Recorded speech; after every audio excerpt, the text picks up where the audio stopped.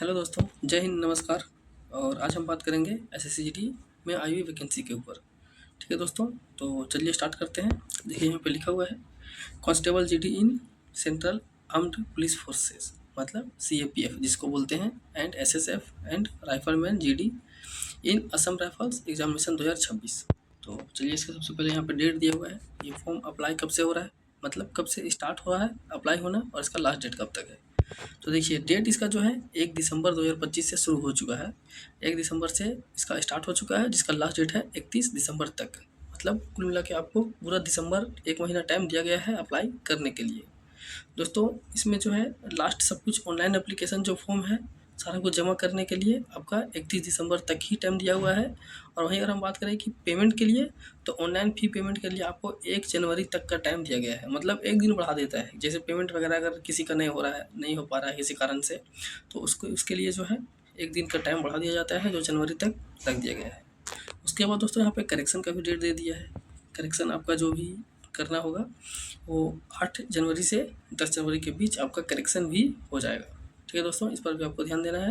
अगर कुछ गलती हो जाता है, सबसे पहले जब भी आप ऑनलाइन करते हैं कोई भी फॉर्म, तो वो गलत होना नहीं चाहिए, उसमें पूरा ध्यान रखना है। अगर बाय द वे कुछ गलत हो भी जाता है, तो इसमें ध्यान रखना है कि किस डेट को आपका करेक्शन करने का टाइम दे रहा है, उस डेट में आपको करेक्शन भी कर लेना है। तो यहाँ पे 8 जनवरी से 10 जनवरी के बीच में करेक्शन का डेट दे दिया गया है। ठीक है दोस्तों, उसके बाद यहाँ पे देखिए जो टेंटेटिव है शेड्यूल जो है क्या बोलते हैं सीबीटी का, मतलब कंप्यूटर बेस्ड टेस्ट जो होता है, उसका एक समय भी दे दिया गया है कि फरवरी से अप्रैल के बीच में हो जाएगा। 2026 का फरवरी अप्रैल के बीच में एग्ज़ाम भी हो जाना है। अब देखिए हो पाता है, कई बार नहीं भी हो पाता है एग्ज़ाम, आगे पीछे हो जाता है डेट, इसका आगे मतलब बढ़ जाता है, लेकिन एक दे दिया है कि लगभग इतने के आसपास में हो सकता है। चलिए दोस्तों आगे बढ़ते हैं। देखिए दोस्तों यहाँ पे 13 नंबर आप पढ़ लीजिए जरा सा। 13 नंबर में आपको पढ़ के बताता हूँ क्या है। यहाँ पे बोल रहा है कि जो ऑनलाइन बेस्ड एग्जामिनेशन जो होगा उसमें टोटल 13 लैंग्वेज रहेंगे, इंग्लिश हिंदी के साथ। ठीक है, यहाँ पे बोल रहा है कि computer based examination will be conducted by the commission in English, Hindi and in 13 regional language. अब ये 13 लैंग्वेज क्या क्या होगा, मतलब अब इंग्लिश हिंदी के अलावे इन 13 लैंग्वेज में भी एग्ज़ाम दे सकते हो। जैसे असमी है, बंगाली है, गुजराती, कन्नड़, कोंकणी, मलयालम, मणिपुरी, मराठी, उड़िया, पंजाबी, तमिल, तेलुगु और उर्दू। इस प्रकार से दिया गया है लैंग्वेज। 13 लैंग्वेज में भी आप एग्ज़ाम दे सकते हैं हिंदी इंग्लिश के अलावे। 14 नंबर की बात करें, यहाँ पे जो 1.4 है, इस नंबर की बात करें तो यहाँ पे देखिए पहले आपका होगा पीएसटी जो फिजिकल स्टैंडर्ड टेस्ट होता है, उसके बाद होगा पीईटी, उसके बाद आपका होगा डिटेल मेडिकल एग्जामिनेशन, फिर होगा री मेडिकल एग्जामिनेशन, तब होगा आपका डॉक्यूमेंट वेरिफिकेशन, तब जाके कहीं आपका जो है सीएपीएफ में मेरिट लिस्ट बनेगा। ठीक है दोस्तों आप अगर इस फॉर्म को अप्लाई करते हैं और पढ़ने के लिए इच्छुक हैं, तो आप इस सब सारे पॉइंट्स को एक बार पढ़ लीजिएगा, ध्यान से समझ लीजिएगा। ये पीडीएफ जो है मैं डिस्क्रिप्शन के लिंक में डाल दूंगा, पीडीएफ आप वहाँ से ओपन करके पढ़ सकते हैं, वहाँ से देख सकते हैं। आगे बढ़ते हैं दोस्तों, पे स्केल की बात करते हैं। देखिए पे लेवल आपका 3 रहने वाला है। इसमें जो बेसिक पे है, ये लिखा हुआ तो नहीं बेसिक पे, लेकिन ये बेसिक पे का ही रेट लिखा हुआ है 21,700 से 69,100 तक फॉर ऑल पोस्ट्स। ठीक है दोस्तों, तो देखिए अगर पे लेवल 3 है तो आपका जो पेमेंट होता है अलाउंस वगैरह, बहुत कुछ का अलाउंस आपका जुड़ता है उसमें। अगर अलाउंस वगैरह सारा कुछ जोड़ दिया जाए तो लगभग आपका पेमेंट हो जाता है 30-32 हज़ार के लगभग हो जाता है। 30-32 हज़ार, 34 हज़ार, इतना आपका पेमेंट लगभग हो जाता है। उसमें देखा जाता है कि क्या कौन कौन सा अलाउंस आपको मिल रहा है। ठीक है दोस्तों, बाकी ये बेसिक पेमेंट है 21,700 रुपये। आगे दोस्तों यहाँ पे देखिए वैकेंसी की बात करते हैं। तो सबसे पहले यहाँ बताया फोर्स, जैसे BSF, CISF, CRPF, SSB, ITBP और एआर मतलब हो गया असम राइफल, कि मतलब इन फोर्सेस में कितनी वैकेंसी है मेल के लिए और कितनी वैकेंसी है फीमेल के लिए। यहाँ पे दोनों बाय पार्ट कर दिया गया है।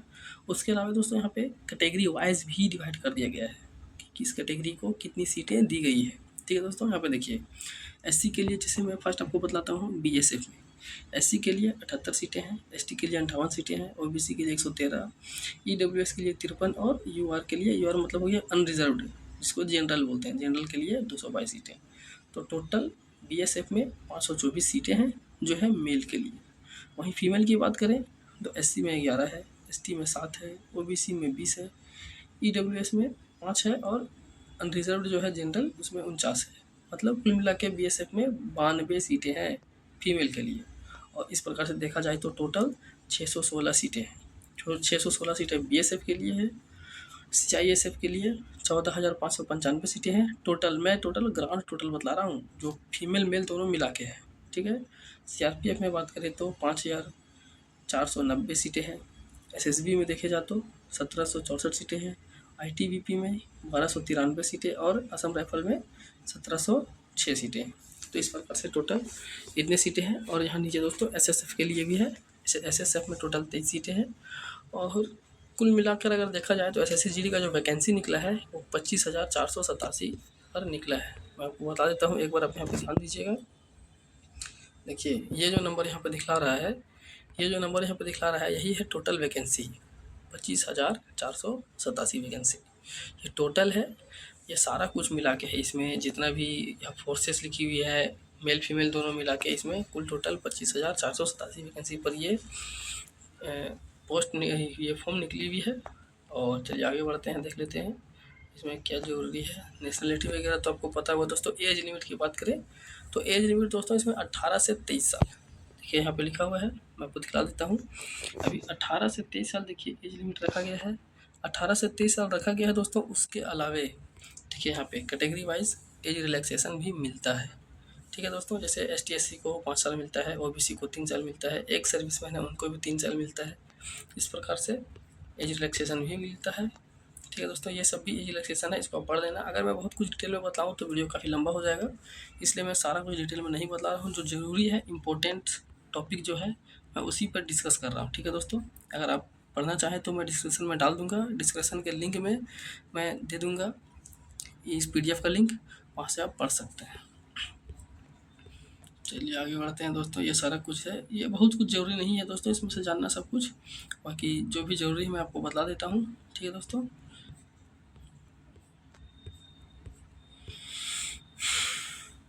देखिए दोस्तों क्वालिफिकेशन की यहाँ पे हम बात करें 7 नंबर में एजुकेशन क्वालिफिकेशन, तो 7 नंबर में यहाँ पे बतला रहा है कि 10th पास आपको होना ज़रूरी है, 10th पास आपका होना कंपलसरी है, बस इसमें क्वालिफिकेशन उससे ज़्यादा और कुछ भी नहीं है, ठीक है दोस्तों।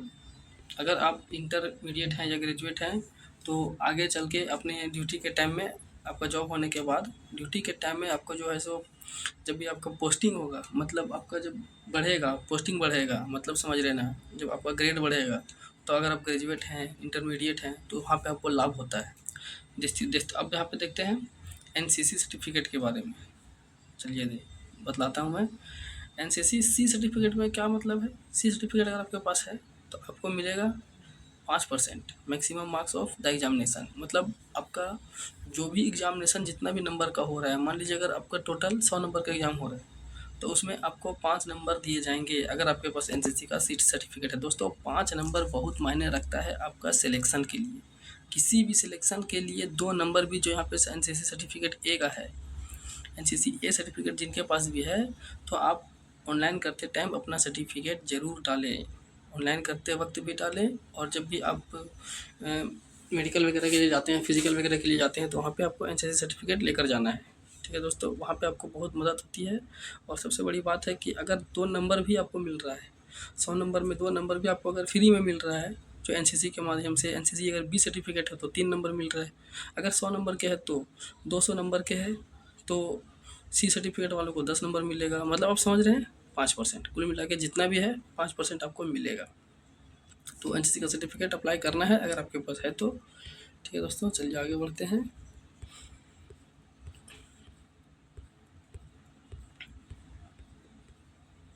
देखिए ऑनलाइन फ़ी की बात करें दोस्तों तो एप्लीकेशन फ़ी आपका है 9 नंबर में, देखिए एप्लीकेशन फ़ी आपका 100 रुपया है। 100 रुपया आपको ऑनलाइन पेमेंट करने होंगे, ऑनलाइन पेमेंट आपको करने होंगे 100 रुपये। और इसमें अगर हम बात करें वुमेंस कैंडिडेट की जो बिलोंगिंग करते हैं, और जो वुमेंस कैंडिडेट हैं और एंड जो कैंडिडेट हैं शेड्यूल कास्ट से, शेड्यूल ट्राइब से, एक्स सर्विसमैन से, eligible for reservation are exempted from payment fee, मतलब इनको कोई पेमेंट नहीं लगेगा। मतलब जो 100 रुपये जो पेमेंट फ़ी है वो सिर्फ OBC और जनरल कैटेगरी में जो मेल हैं उनके लिए, फीमेल के लिए नहीं है। फीमेल को भी पेमेंट उनको नहीं करना है। और मेल में जो ST SC कैंडिडेट हैं, जो एक्स सर्विसमैन कैंडिडेट हैं, उनको भी कोई पेमेंट नहीं देना है ऑनलाइन करने वक्त, जो 100 रुपया रखा गया है, ठीक है दोस्तों। बाकी टाइम आपको पता है कब से कब ऑनलाइन हो रहा है, और चलिए आगे बढ़ते हैं।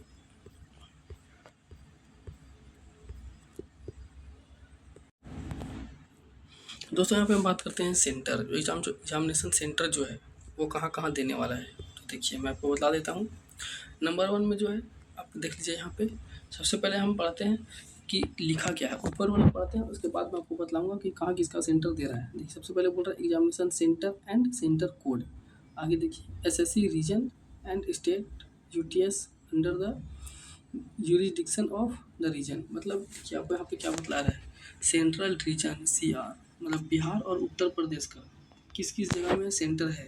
देखिए बिहार और उत्तर प्रदेश का जो सेंटर है कहाँ है, भागलपुर है, मुजफ्फरपुर, पटना, आगरा, बरेली, गोरखपुर, झांसी, कानपुर, लखनऊ, मेरठ, प्रयागराज, वाराणसी, गया। इन सारे जगहों में यूपी और बिहार के लोगों का सेंटर देगा, एग्जाम सेंटर। ठीक है। उसके बाद यहाँ पे देखिए अंडमान निकोबार आइलैंड का है, झारखंड है, उड़ीसा, सिक्किम और वेस्ट बंगाल। इन सभी का कहाँ कहाँ दे रहा है, तो यहाँ पे देखिए श्री विजयपुरम, धनबाद भी दे रहा है, जमशेदपुर है, रांची है, बालासोर है, बलरामपुर है, और गंजम, भुवनेश्वर, कटक, मालदा, राउरकेला, संबलपुर, गंगटोक, आसनसोल, कोलकाता, हावड़ा। इन सभी जगहों में दोस्तों यहाँ पे देखिए इसमें कोड भी लिखा हुआ है, साथ ही साथ सेंटर का नाम की जगह पे सेंटर का कोड। तो इस तरह से बतलाता है किस किस जिले के, मतलब किस किस स्टेट के लिए कहाँ कहाँ सेंटर दिया जा रहा है। ये आपको देख लेना है। तो आप जिस भी स्टेट से हैं आप एक बार देख लीजिएगा कि आपका सेंटर कहाँ रहने वाला है। वैसे अगर ज़्यादातर बात करें तो किसी भी स्टेट का जो ज़्यादातर जो एग्ज़ाम होता है वो उसके डिस्ट्रिक्ट में ही दिया जाता है। जो डिस्ट्रिक्ट है, राजधानी, किसी भी स्टेट का जो राजधानी है वहीं पे उसका सेंटर ज़्यादातर दिया जाता है।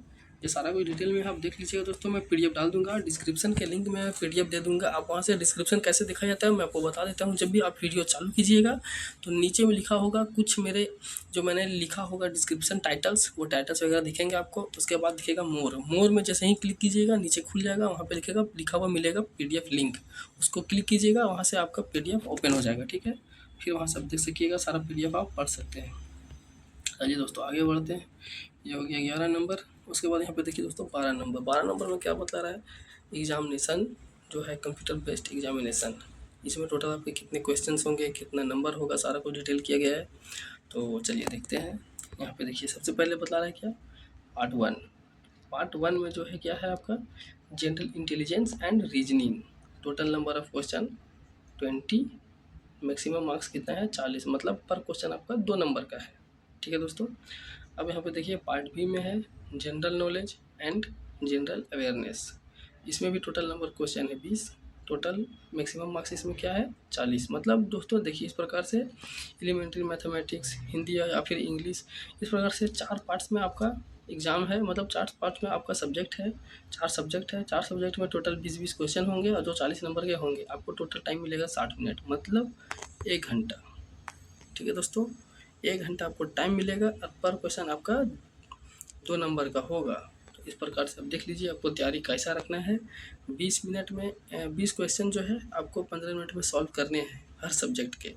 टोटल आपको 60 मिनट टाइम दे दिया जाएगा। अब देख लीजिए आपकी तैयारी कैसी है, तभी आप इस एग्ज़ाम को निकाल पाएंगे दोस्तों जल्द से जल्द। ठीक है दोस्तों, और चलिए आगे बढ़ देते हैं। आगे देखते हैं क्या और भी क्या बतला रहा है। यहाँ पे दोस्तों देखिए बतला रहा है physical eligibility, physical efficiency test. इसमें क्या होता है, सबसे पहले जो है दौड़ आपका इसमें क्या रहने वाला है। तो दौड़ आपका होगा 5 किलोमीटर, जिसमें टाइम दिया जाएगा आपको 24 मिनट, जो है मेल के लिए। ठीक है, और फीमेल की हम बात करें तो 1600 मीटर दौड़ना है 8.5 मिनट में। ठीक है दोस्तों, और वहीं अगर हम बात करें लद्दाख रीजन के लिए, तो देखिए लद्दाख रीजन के लिए जो है नीचे पर देखिए 4 कैंडिडेट ऑफ लद्दाख रीजन। ठीक है, तो इनके लिए जो है 1600 मीटर दौड़ना है 7 मिनट में मेल्स के लिए, और लड़कियों को दौड़ना है सिर्फ 800 मीटर, वो भी 5 मिनट में। ठीक है दोस्तों, ये सिर्फ लद्दाख रीजन के लिए है।